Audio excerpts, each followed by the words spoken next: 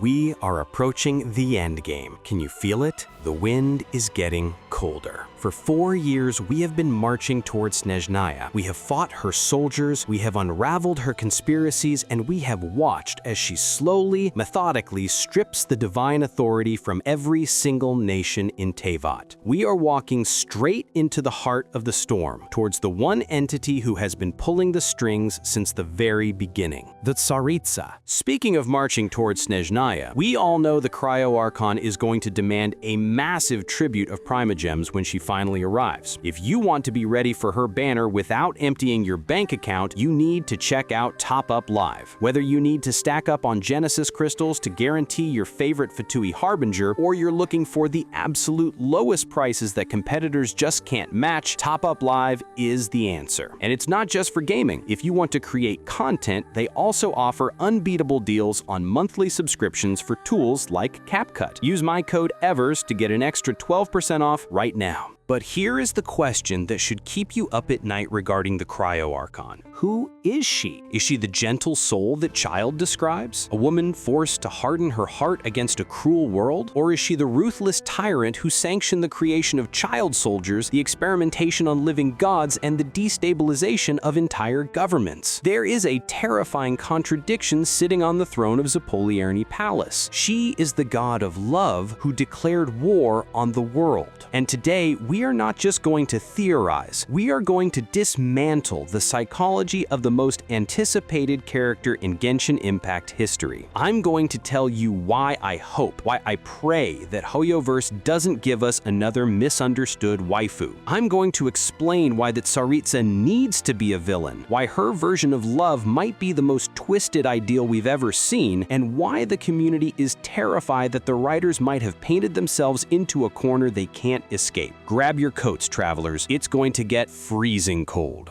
Let's start with the elephant in the room, or rather, the frozen elephant, the sheer cognitive dissonance of the Tsaritsa's character profile. On one hand, we have the lore crumbs. We are told she is the Archon of love. We have Childe, our resident battle maniac and unreliable narrator, telling us that she is actually a gentle soul. She had to freeze her emotions away because she cares too much, that her war against Celestia is an act of ultimate compassion, a necessary evil to burn away the old world. It sounds poetic, doesn't it? A tragic heroine bearing the weight of the world's sins. But then, look at the reality. Look at the trail of bodies the Fatui have left behind. This is a woman who employs Dottore. Let's just pause on that. She doesn't just tolerate him, she gives him a budget. She allows a man who experiments on children, who blasphemies against life itself, to sit at her right hand. She sanctioned the House of the Hearth under the previous knave, a literal factory for child soldiers. So how do we reconcile this? How can the god of love be the CEO of a murder corporation? There is a massive fear in the community right now, and maybe you feel it too, that when we finally meet her, the Traveler is just going to forgive everything, that we'll get a sad backstory cutscene, a few tears, and suddenly the Inazuma Civil War, the near drowning of Liyue, and the artificial god experiment in Sumeru are just water under the bridge. That would be a disaster. Here is my hot take. I hope she is cold. I hope she is distant. And I hope that when we finally stand before her throne, she doesn't apologize. To understand that Tsaritsa, we have to understand how Genshin twists ideals. Look at the track record. The god of freedom is an absentee landlord. The god of contracts faked his death and endangered his city to test them. The god of eternity locked her country in a suffocating stasis. The god of justice had to deceive the entire world. The ideals of the Archons are never straightforward. They are always deconstructed. So, what does a deconstructed god of love look like? It's not romance. It's not kindness. I believe that Tsaritsa represents suffocating love, possessive love, the kind of love that says, I know what is best for you even if it hurts you. Imagine a parent who locks their child in a basement to keep them safe from the outside world. In their mind, that is an act of love. To the child, it is imprisonment. This aligns perfectly with the cryo element. Ice preserves. Ice halts decay, but ice also stops life. That Tsaritsa believes she is saving Teyvat. She believes the heavenly principles are a cancer, and she is the surgeon.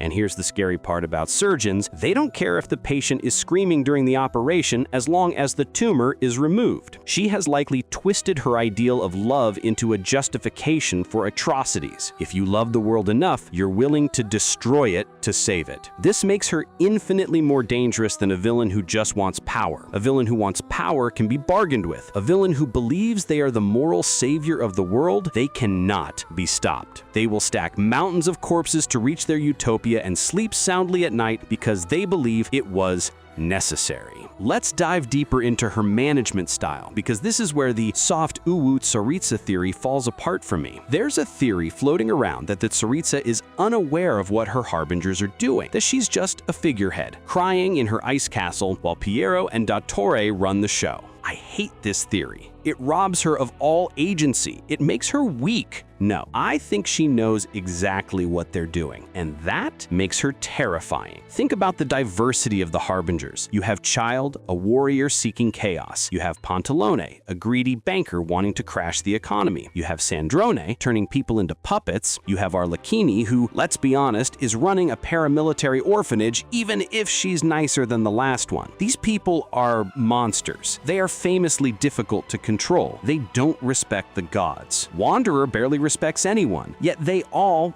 bow to her. Why? It's not just fear, it's charisma. It's a singular, magnetic vision. The Tsaritsa isn't leading them by micromanaging their morality. She is leading them by ruthless pragmatism. She is the ultimate ends justify the means character. She looks at Dottore and says, "I find you repulsive, but your science will help me kill a god. You are hired." She looks at the House of the Heart and says, "I need an army that creates results. Approved." This is the banality of evil on a divine scale. It's not that she enjoys the cruelty, it's that she is completely indifferent to it if it moves the needle forward. She has divested herself of humanity to become a weapon. There's a chilling line regarding the Cryo gemstone. "Sorry to also have you shoulder the grievances of the world. Since you could endure my bitter cold, you must have the desire to burn, then burn away the old world for me." Now, we have to address the Childe situation. Why does Tartaglia, our best buddy, insist she's so nice? Her Royal Highness the Tsaritsa is actually a gentle soul. Too gentle, in fact. We need to remember who is talking.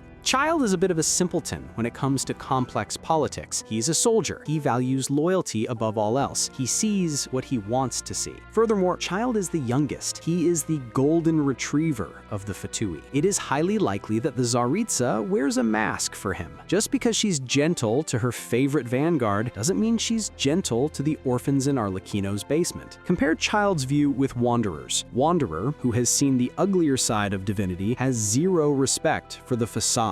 He knows that the harbingers are wolves. He hints that the rankings are based on strength, not loyalty. We are dealing with a game of smoke and mirrors. HoYoverse loves unreliable narrators. Everything we know about the Tsaritsa comes from people who either worship her, the Fatui, or fear her, everyone else. But actions speak louder than propaganda. She is collecting the gnosis. We know she has almost all of them. What happens when a gentle soul gains the absolute power of the 7 sovereigns? Does she stay gentle, or does the mask finally crack? I suspect that the gentle Tsaritsa died 500 years ago during the Cataclysm. The entity that sits on the throne now is something else entirely, a hollow shell filled with nothing but determination and ice. The love she holds is no longer for the living people of Teyvat. It is for the idea of a perfect Teyvat that doesn't exist yet. And she will kill every single person alive today if it means creating that tomorrow.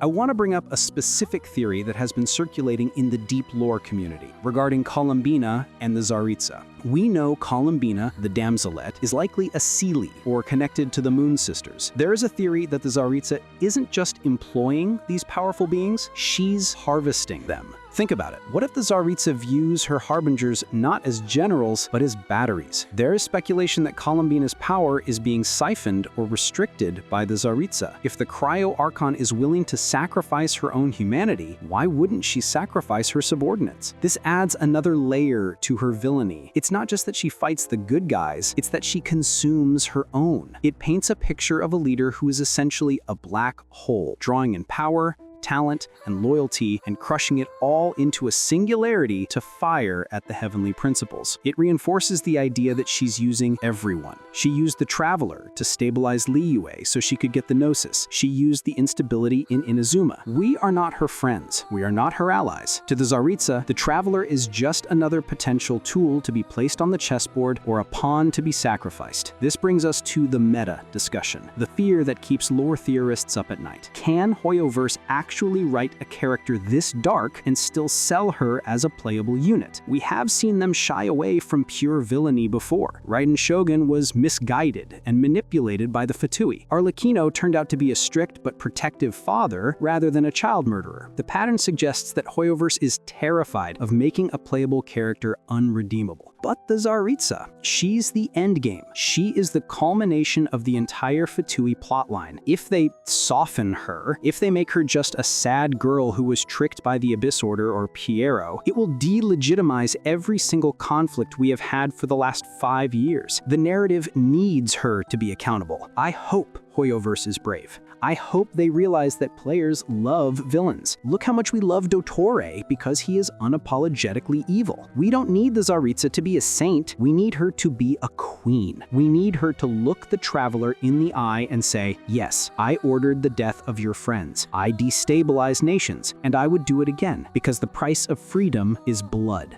That is a character I would pull C6 for. That is a character who commands respect. So what type of person do I think the Tsaritsa is? I think she's a mirror to the Traveler. The Traveler travels the world helping individuals, fixing small problems, making friends. We represent the micro level of benevolence. We save the single flower. The Tsaritsa represents the macro level. She ignores the flower to save the garden. She represents the cold, unfeeling calculus of the greater good. I believe she will be distant. I don't think she will be hostile in a rage-filled way. I think she will treat the Traveler with the cold indifference of a statue. She won't hate us. She simply won't care about our moral objections. Imagine a scene where we storm into her throne room screaming about the injustice of the Fatui, demanding answers for the Vision Hunt decree, for the experiments in Sumeru, and she just looks at us bored and says, "Are you done? We have a god to kill."